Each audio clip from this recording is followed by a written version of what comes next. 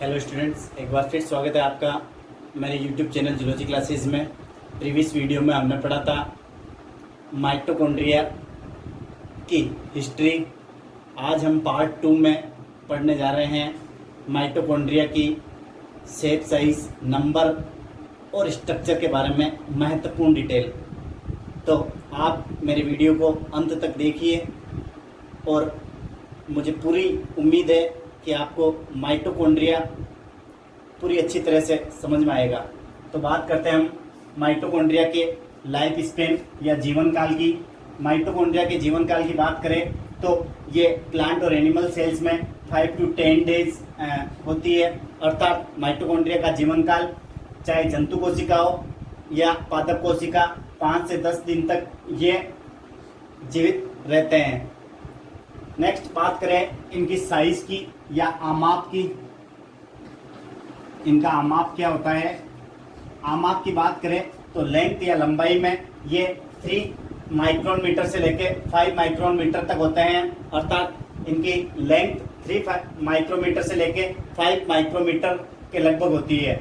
चौड़ाई या ब्रॉडनेस की बात करें तो ये 0.5 माइक्रोमीटर से लेके 2 माइक्रोमीटर के लगभग होते हैं। अर्थात एवरेज हम लेंथ और ब्रॉडनेस की बात करें तो लंबाई 3 माइक्रोमीटर से 5 माइक्रोमीटर होती है और चौड़ाई 0.5 माइक्रोमीटर से 2 माइक्रोमीटर के लगभग होती है।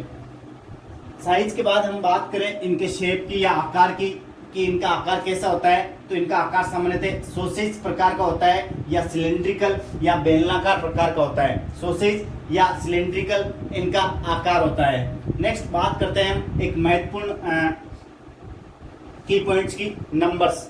माइटोकॉन्ड्रिया के नंबर्स की बात करें तो ये विभिन्न प्रकार के वेरिएशन शो करता है। अर्थात माइटोकॉन्ड्रिया के नंबर्स में विविधता देखने को मिलती है। विविधता की बात करें तो हम कई प्रकार की जंतु और पादप कोशिकाओं में इनकी संख्या वेरी हो सकती है। हम एवरेज बात करें तो एक सेल्स में 500 से 1600 तक इनकी संख्या होती है। अर्थात आप यूं कह सकते हैं कि सामान्यतः 500 से 1600 तक एक कोशिका में ये उपस्थित होते हैं। क्यों? क्योंकि ये एनर्जी प्रोडक्शन का कार्य करते हैं। अतः महत्वपूर्ण सेल ऑर्गेनेल्स है, अतः इनकी संख्या लाजमी है कि अधिक होगी। ये बात करें हम इनकी संख्या की तो ये कोशिका की सक्रियता पर निर्भर होती है। अर्थात सेल के एक्टिवेशन पर डिपेंड करती है। अर्थात सेल की फिजियोलॉजी पर ये डिपेंड करती है कि उस सेल्स में माइटोकॉन्ड्रिया की कितनी रिक्वायरमेंट है। अर्थात सेल की फिजियोलॉजी या कार्यकी के आधार पर माइटोकॉन्ड्रिया के नंबर्स में वेरिएशन देखने को मिल सकते हैं। कुछ एक्सेप्शंस की बात करें हम माइटोकॉन्ड्रिया के नंबर्स के बारे में तो यहाँ माइक्रोस्टेरियास एक एल्गा या शैवाल है। शैवाल की एक प्रजाति है माइक्रोस्टेरियास। इसमें एक नंबर होता है माइटोकॉन्ड्रिया का। ऐसे ही क्लोरेला फस्का एक शैवाल होता है, इसमें भी माइटोकॉन्ड्रिया के नंबर्स की बात करें तो एक होते हैं। अर्थात दोनों ही एल्गा है या शैवाल है जिनमें एक एक माइटोकॉन्ड्रिया देखने को मिलते हैं। इनके अलावा हम बात करें एक प्रोटोजोन्स की, ट्रिपेनोसोमा। ट्रिपेनोसोमा आपने सुना होगा, जब फाइलम प्रोटोजोआ पढ़ा था हमने तो उसमें फाइलम प्रोटोजोआ के कॉमन एग्जांपल्स में मैंने डिस्कस किया होगा। ट्रिपेनोसोमा एक प्रोटोजोन्स है, इसमें भी एक नंबर्स पाया जाता है माइटोकॉन्ड्रिया का। इनके अलावा हम और एक्सेप्शन की बात करें तो केओस एक जाइंट अमीबा होता है, ये भी एक प्रोटोजोन्स है।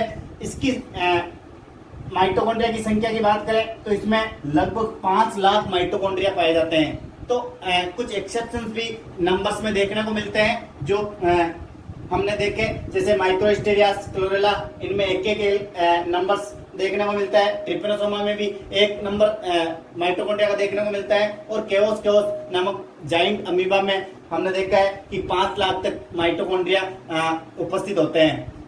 इनके अलावा हम बात करें इनकी संरचना की, हम बात करते हैं माइटोकॉन्ड्रिया की संरचना की तो हमें इसे इलेक्ट्रॉन माइक्रोस्कोप के बेसिस पे इसके अल्ट्रा स्ट्रक्चर की स्टडी कर सकते हैं। इसके अल्ट्रा स्ट्रक्चर को देखें तो कुछ इस प्रकार का डायग्राम हमें दिखाई देता है। हम बात करते हैं इसके अल्ट्रा स्ट्रक्चर की तो सबसे आउटर मोस्ट लेयर जो होती है ये क्योंकि ये डबल मेम्ब्रेनस सेल ऑर्गेनेल्स है, इसमें दोहरी झिल्ली युक्त कोशिकांग है। तो एक बाह्य झिल्ली होती है और एक आंतरिक झिल्ली होती है। बाह्य झिल्ली आउटर मेम्ब्रेन, ये वाली जो दिखाई दे रही है ये आउटर मेम्ब्रेन कहलाती है, और ये वाली जो झिल्ली दिखाई दे रही है आपको ये इसकी इनर मेम्ब्रेन कहलाती है। अर्थात आउटर और इनर मेम्ब्रेन इनमें उपस्थित होती है। बात करें इनकी साइज की तो 60 से 70 एंगस्ट्रॉम इनकी साइज होती है। अर्थात दोनों आउटर मेम्ब्रेन और इनर मेम्ब्रेन की साइज लगभग समान होती है, जो कि 60 से 70 एंगस्ट्रॉम की होती है। अगर हम केमिकल कंपोजिशन की बात करें तो आउटर और इनर मेम्ब्रेन दोनों प्रोटीन और लिपिड से मिलकर बनी होती है। प्रोटीन और लिपिड के कंपोजिशन से मिलकर बनी होती है, जिनमें प्रोटीन और लिपिड्स का क्वांटिटी अलग अलग हो सकती है। जैसे हम बात करें आउटर मेम्ब्रेन की तो आउटर मेम्ब्रेन में 40% प्रोटीन और 60% लिपिड होता है, जबकि हम बात करते हैं इनर मेम्ब्रेन की तो इनर मेम्ब्रेन में 20% प्रोटीन और 80% लिपिड होता है। अर्थात आप यूं कह सकते हो कि प्रोटीन और लिपिड की सांद्रता अलग अलग हो सकती है।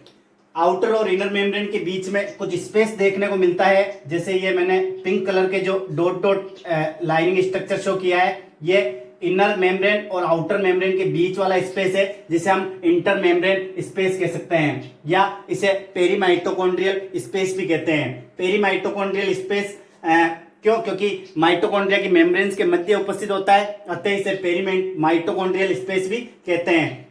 इसकी साइज की बात करें तो ये 40 से 70 एंगस्ट्रॉम के लगभग होता है। अब बात करते हैं हम इसके इनर स्ट्रक्चर की। तो माइटोकॉन्ड्रिया के इनर स्ट्रक्चर में ये वाली जो संरचनाएं आपको दिखाई दे रही है, ये वाली जो संरचनाएं दिखाई दे रही है, ये इसका भीतरी भाग होता है, ये सारा मैट्रिक्स कहलाता है। ये वाला भाग इसका पूरा ये मैट्रिक्स कहलाता है, और मैट्रिक्स ही वो स्थान होता है जहां माइटोकॉन्ड्रिया के रेस्पिरेशन साइकिल चलते हैं, अर्थात श्वसन चक्र चलते हैं। आपने देखा होगा क्रेब्स चक्र माइटोकॉन्ड्रिया के मैट्रिक्स में संपन्न होता है, जिसकी वजह से भोजन का ऑक्सीडेशन होता है और ऊर्जा उत्पन्न होती है। तो मैट्रिक्स महत्वपूर्ण स्थान है जहां क्रेब्स साइकिल्स के द्वारा एटीपी सिंथेटेज एंजाइम की उपस्थिति में एटीपी का सिंथेसिस होता है, या आप कह सकते हैं ऊर्जा का संश्लेषण होता है, और ऊर्जा कोशिका के विभिन्न उपापचयी गतिविधियों में कार्य में ली जाती है या प्रयुक्त की जाती है। तो मैट्रिक्स, ये वाला पूरा जो इनर भाग है ये मैट्रिक्स होता है। मैट्रिक्स में छोटे छोटे ग्रेन्यूल्स होते हैं, जिन्हें हम कणिकाएं कह सकते हो। तो आद्यांश कणिकाएं जिन्हें कहते हैं। तो इन आद्यांश कणिकाएं ये फॉस्फोलिपिड, प्रोटीन या लिपिड से मिलकर बनी हो सकती है। इनके अलावा मैट्रिक्स में कुछ विशेष संरचनाएं देखने को मिलती है। ये जो मैंने व्हाइट डॉटेड स्ट्रक्चर बनाए हैं, ये वाली संरचनाएं इनकी राइबोसोम्स कहलाती है। राइबोसोम्स की बात करें तो माइटोकॉन्ड्रिया में राइबोसोम 70S प्रकार के देखने को मिलते हैं। अर्थात जैसे हमने प्रीवियस वीडियो में प्रोकैरियोटिक सेल की डिटेल से स्टडी करी थी, उसमें भी राइबोसोम 70S प्रकार के थे, तो यहाँ माइटोकॉन्ड्रिया में भी राइबोसोम 70S प्रकार के देखने को मिलते हैं। राइबोसोम्स का मुख्य कार्य आप सब जानते हैं, प्रोटीन का सिंथेसिस है, प्रोटीन का संश्लेषण करते हैं, अतः इन्हें प्रोटीन फैक्ट्री भी कहते हैं। तो माइटोकॉन्ड्रिया सेल पर डिपेंडेंट नहीं रहता है, और ये राइबोसोम की उपस्थिति के कारण प्रोटीन संश्लेषण स्वयं कर सकता है। इसके अलावा हम बात करें तो इनमें मैट्रिक्स में ये कोइल्ड डीएनए भी देखने को मिलता है, जिसे हम माइटोकॉन्ड्रियल डीएनए कहते हैं। अर्थात माइटोकॉन्ड्रिया में राइबोसोम उपस्थित होते हैं और माइटोकॉन्ड्रियल डीएनए भी उपस्थित होता है। इन दो संरचनाओं की उपस्थिति के कारण हम माइटोकॉन्ड्रिया को सेमी ऑटोनोमस ऑर्गेनेल्स कहते हैं। इस दोनों संरचनाओं की उपस्थिति के कारण हम माइटोकॉन्ड्रिया को सेमी ऑटोनोमस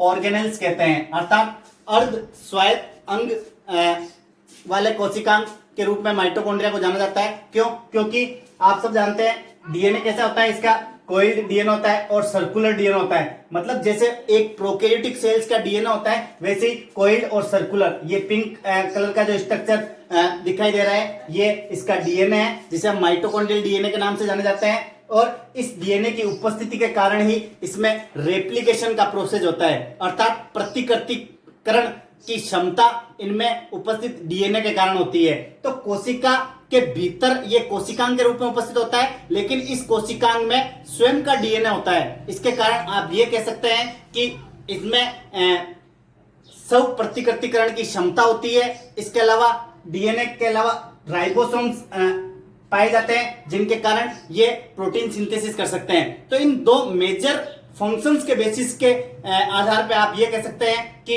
माइटोकॉन्ड्रिया एक सेमी ऑटोनोमस सेल ऑर्गेनेल्स है या अर्ध स्वायत्त कोशिकांग है। क्यों? क्योंकि ये प्रतिकृतिकरण भी कर सकता है और माइटोकॉन्ड्रियल डीएनए की उपस्थिति के कारण प्रतिकृतिकरण के साथ साथ ये राइबोसोम्स उपस्थित होने के कारण प्रोटीन संश्लेषण भी कर सकता है। तो प्रोटीन संश्लेषण और प्रतिकृतिकरण के कारण ये कोशिका पर निर्भर नहीं रहता है और इसे हम अर्ध स्वायत्त कोशिकांग भी कह सकते हैं।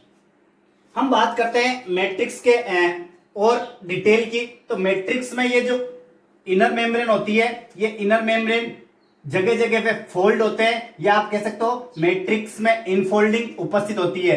ये इनफोल्डिंग की बात करें तो ये अंतर्वलन एक विशेष टर्म से इन्हें हम डिफाइन कर सकते हैं, जिसे हम क्रिस्टी कहते हैं।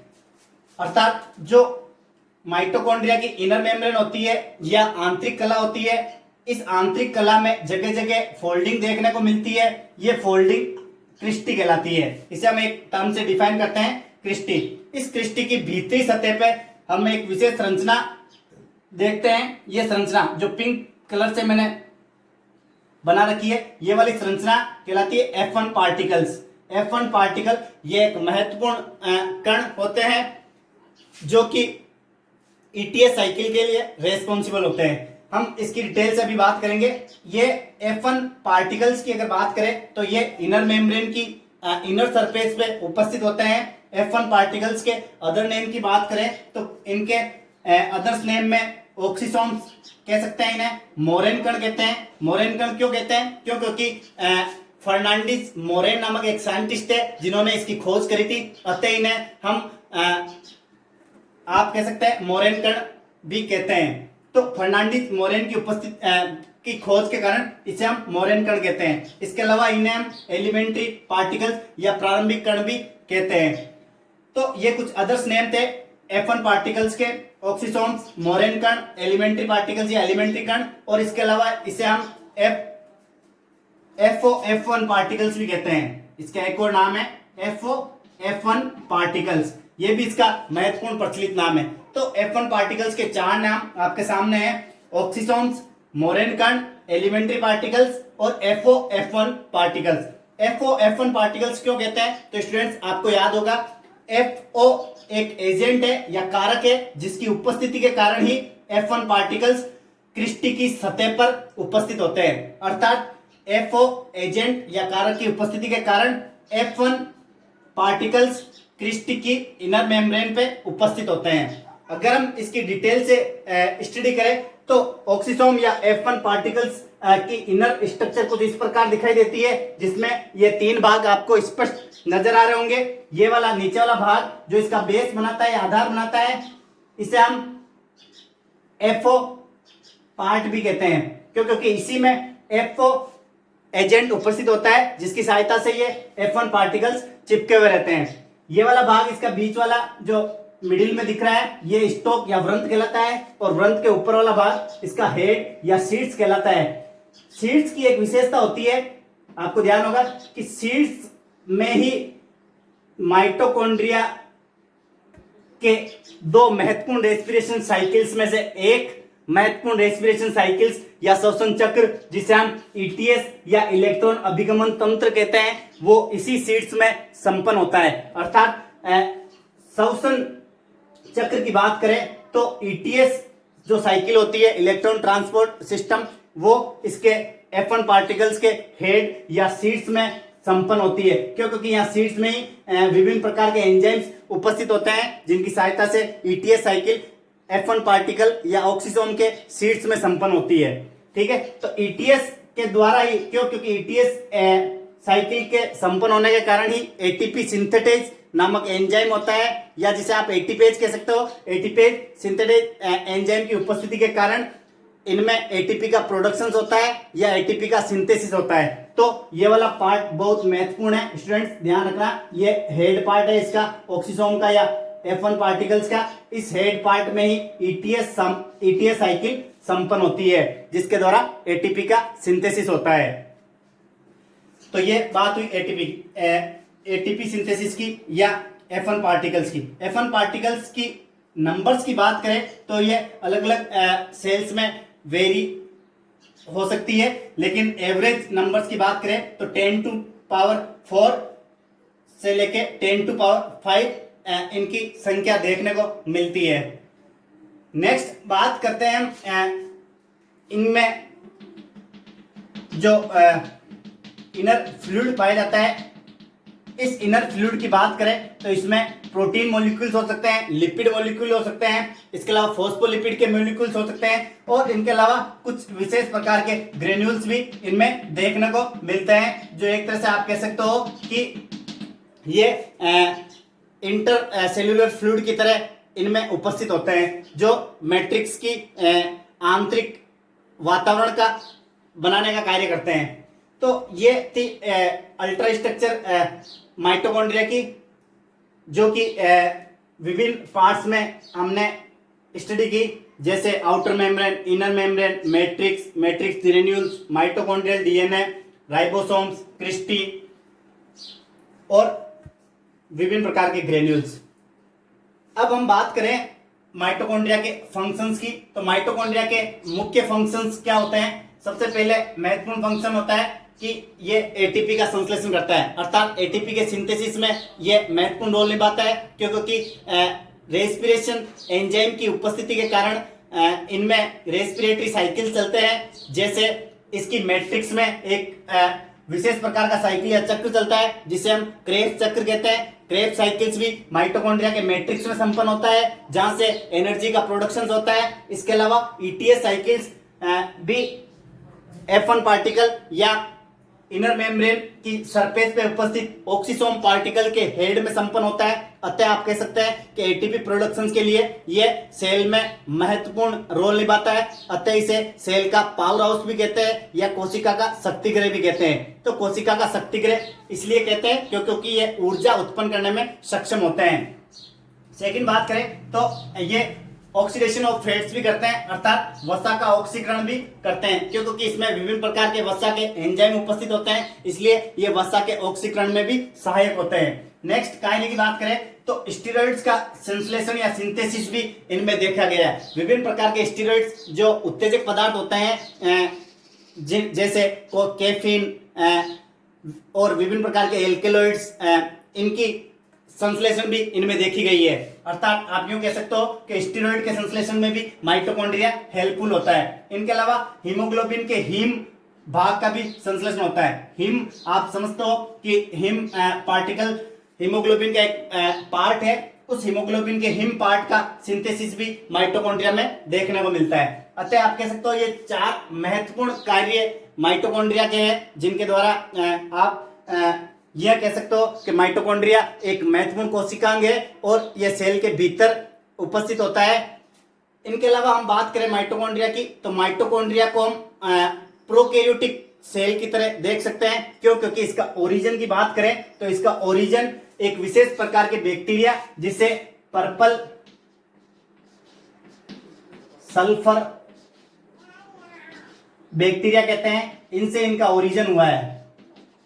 पर्पल सल्फर बैक्टीरिया या आप कह सकते हो बैंगनी सल्फर जीवाणुओं से माइटोकॉन्ड्रिया की उत्पत्ति हुई है। अतः इनमें माइटोकॉन्ड्रिया डीएनए जो कि प्रोकैरियोटिक के समान होता है, सर्कुलर होता है, देखने को मिलता है। इसके अलावा एक प्रोकैरियोटिक फीचर और देखने को मिलता है जो कि है राइबोसोम। राइबोसोम में भी इसमें 70s प्रकार के देखने को मिलते हैं, जो कि एक प्रोकैरियोटिक फीचर है। तो माइटोकॉन्ड्रियल डीएनए जो सर्कुलर होता है और राइबोसोम जो 70s प्रकार के होते हैं, ये दोनों एक प्रोकैरियोटिक सेल के फीचर्स है। क्यों? क्योंकि इसकी उत्पत्ति पर्पल सल्फर बैक्टीरिया से हुई है। एक साइंटिस्ट है मार्गुलिस ने यह कहा था कि ये सेल विद इन सेल है। आप यूं कह सकते हो कि ये कोशिका के भीतर कोशिका प्रकार का अंगक है। आप यूं कह सकते हैं कि कोशिका के भीतर कोशिका प्रकार इसलिए कहा जाता है। क्यों? क्योंकि इसमें स्व प्रतिकृतिकरण की क्षमता होती है। क्यों? क्योंकि इसमें खुद का डीएनए होता है जिसे हम माइटोकॉन्ड्रियल डीएनए कहते हैं। और दूसरा महत्वपूर्ण कार्य, इनमें राइबोसोम उपस्थित होते हैं जो प्रोटीन संश्लेषण का कार्य करते हैं। तो प्रोटीन संश्लेषण और स्व प्रतिकृतिकरण के कारण इनमें हम ये कह सकते हैं कि ये कोशिका के भीतर कोशिका प्रकार के अंगक है या ऑर्गेनेल्स है। अर्थात इंग्लिश में बात करें तो सेल विद इन सेल प्रकार के सेल ऑर्गेनेल्स इन्हें हम कह सकते हैं। तो स्टूडेंट्स, ये थी माइटोकॉन्ड्रिया सेल ऑर्गेनेल्स की महत्वपूर्ण स्टडी, जिसमें हमने माइटोकॉन्ड्रिया की हिस्ट्री की बात करी पार्ट 1 में, और आज पार्ट 2 में हमने माइटोकॉन्ड्रिया की शेप, साइज, नंबर्स और अल्ट्रा स्ट्रक्चर की हमने डिटेल से स्टडी करी। आई होप आपको ये वीडियो पसंद आया होगा। अगर मेरा वीडियो पसंद आया तो आप इसे अधिक से अधिक लाइक, शेयर और सब्सक्राइब कीजिए, और मेरे यूट्यूब चैनल जूलॉजी क्लासेज को अधिक से अधिक प्रमोट कीजिए। धन्यवाद।